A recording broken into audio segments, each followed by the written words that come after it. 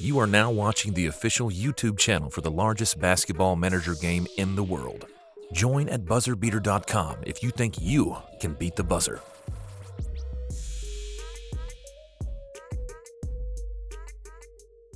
What is going on, everyone? Welcome back to BubblesExploded, the official BuzzerBeater YouTube channel. I hope everyone's having a good playoff run so far, or if you're already out of the playoffs, I hope you're looking forward to next season at least. I know the draft and offseason is right around the corner and just a couple games left. So I wanted to update everyone on the Utopia team.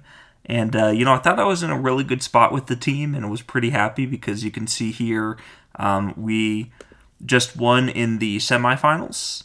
Ran run and gun, outside box, and won. Put up some really good defensive ratings, really good outside scoring. Played playoff crunch time and won by a good margin. It was a close game for the most part, and then the fourth quarter came around and we just kind of blew them out of the water.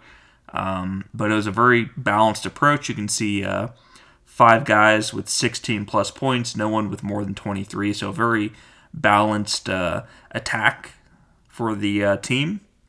And now I'm in the finals, and I have home court advantage, which is a good feeling, obviously. What I didn't notice was that my finals opponent, right here, they actually recently bought a player. And I know players usually get bought for playoff pushes, but what I wasn't expecting was that for my Division 4 Utopia League, my opponent bought this guy. You can see a $217K salary. He paid $300,000, just a little bit over that, for him 2 weeks before the playoffs started. And you can see he is just a absolute monster.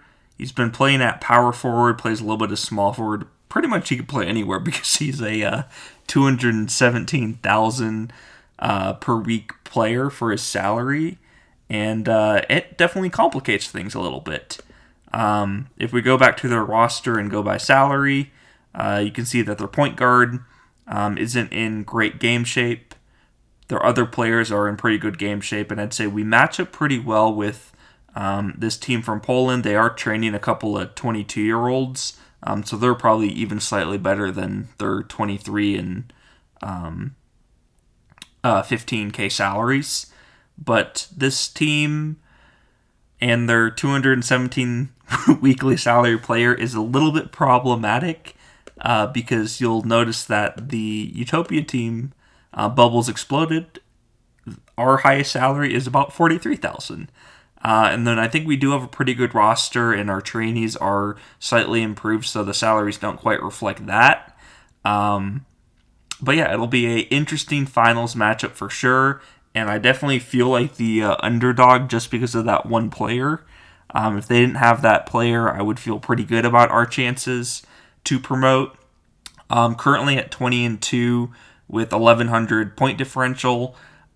There is a small chance that we auto-promote based on just record, but there's a lot of 22-0 and 21-1 teams that are also in front of us, so I don't want to bank on that. I'd say there's probably only about a 10 to 20% chance that we're able to promote via auto promotion. So it's really like, okay, we gotta win the finals, and it's not going to be a easy task.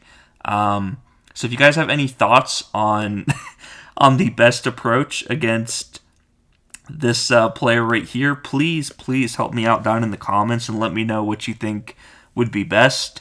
I know I can play man-to-man with my best defenders on him, but I'm also not even sure who my best defender is, because if he's playing power forward, is listed as a 218K small forward, I'm sure he has a ton of jump shot and jump range, and I'm sure he has a lot of inside shot as well. So, I mean, looking at our team, if we filter by outside defense, we have Mollard, who's more of a bench guy. We do have Le Crimson Chin with 15 outside defense, 6 inside defense, 8 shot blocking.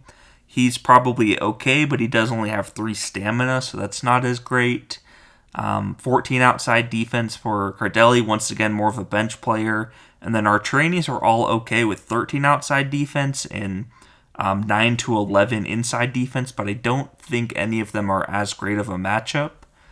And then the other aspect is if we go more of the inside defense route, we do have Lucas and we do have Mikowski, who I think could play good against him. Probably starting power forward, backup power forward to try to defend him best we can. I also have been toying with the idea of playing a zone or playing like outside box and one, inside box and one, trying to find an idea that would help most against him.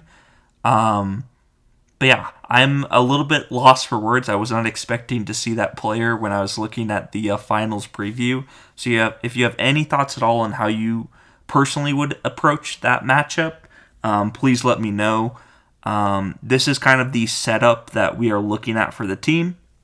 And I imagine I'll use probably a 1, 2, 3, 4, 5, 6, 7, 8, probably like an 8-ish man rotation to see how we do. And then we do have home court, so that is beneficial there. But if you have any strategies that you would recommend for this matchup, this is a big moment in the BubblesExploded franchise, and we're trying to get up to Division 3.